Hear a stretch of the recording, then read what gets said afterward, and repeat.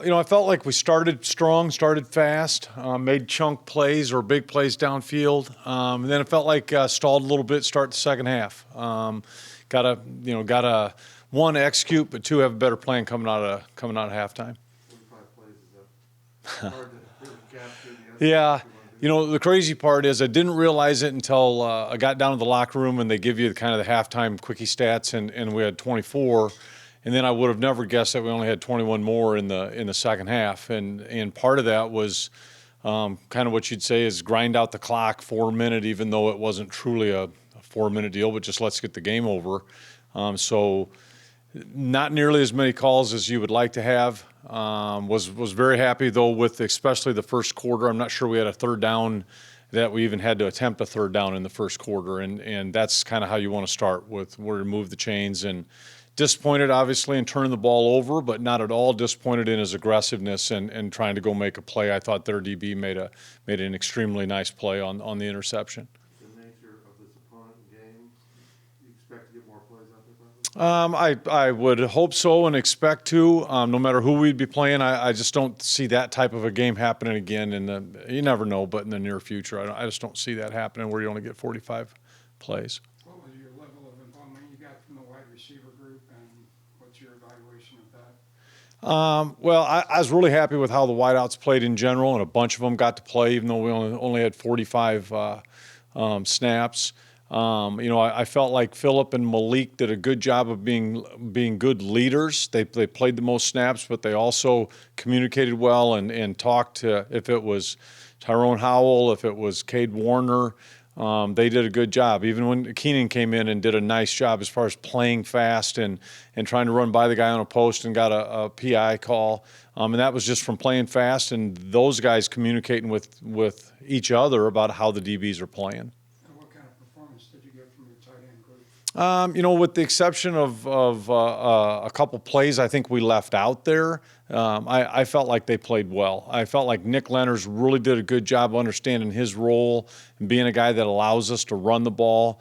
And then I don't know what they did, if they picked the flag up or whatever, but I think they were going to call a holding on him on a route that he ran.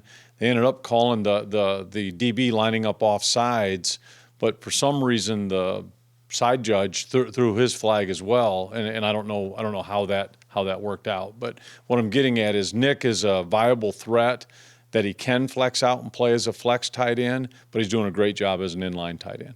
Did Skyler seem hesitant at all in the huddle? I didn't feel like it, and I felt like for a first game, we changed a lot of personnel. I felt like we handled it well. I felt like he, especially that first half, I felt like he came out not pressing, let it come to him, but was aggressive, and I want him to be aggressive. His deep balls were just a little off throughout the game, though. What's he going to take? I think it's just, it's his first game back, truly playing with game speed. I felt like there was a couple balls down the field that he could have probably thrown a little bit more accurately, and I believe he will as he keeps getting more and more reps. The offensive line, how do you? Happy with the O-line from a run game standpoint. I think pass protection-wise, we still got to keep getting better, working as an entire group. Stanford, give them credit. They're an odd team that will also play four down, meaning that they will change their fronts.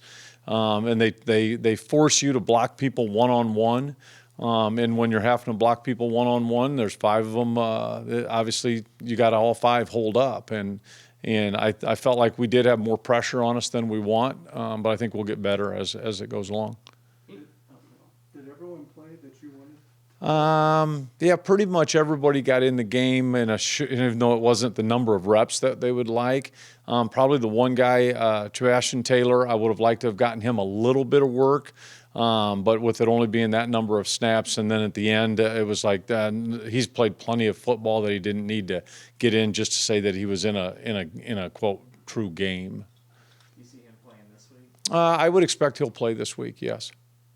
Skyler mentioned how comfortable he's gotten out checking plays at the lines. What's the process he's got to go through to do that, and how much freedom does he have? Well, he's got a pretty good amount of freedom whenever he sees pressure. And I mean, we're not a team and where he's just coming up to the line and saying, hey, nah, I think I'll run this. But we are definitely a team that says if we have something that you can make better because of the pressure that the defense is bringing, then get us into a better play.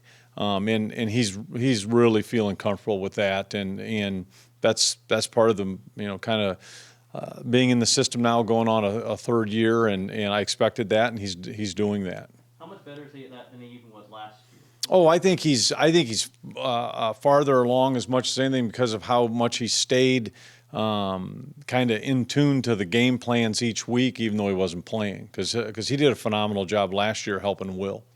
Everyone else seemed very confident before Deuce Vaughn's touchdown run up in the box based on their formation. Did you kind of have a good feeling? We had a good feeling that if the safety didn't tackle him, he was going to score, just because of where they were fitting, where their D-line was aligned and where the linebackers were getting ready to fit on their blitz. It was basically going to be just you got to make one miss, and he obviously got in space and made one miss. How far back did you have to go to see someone else run that play on him? Two seasons ago? No, because of the third and long situation that it was, and when we ran a couple times, obviously 2 or 3 times, maybe 4 times, I don't know how many, in a third and long situation, how they were going to play, they were basically going to be either in a 3-down front, playing a lot of DBs very deep, or they were going to bring pressure. And we felt like the run play that we ran would be good against either. So as soon as the pressure was showing, you pretty well knew that he was going to have a chance.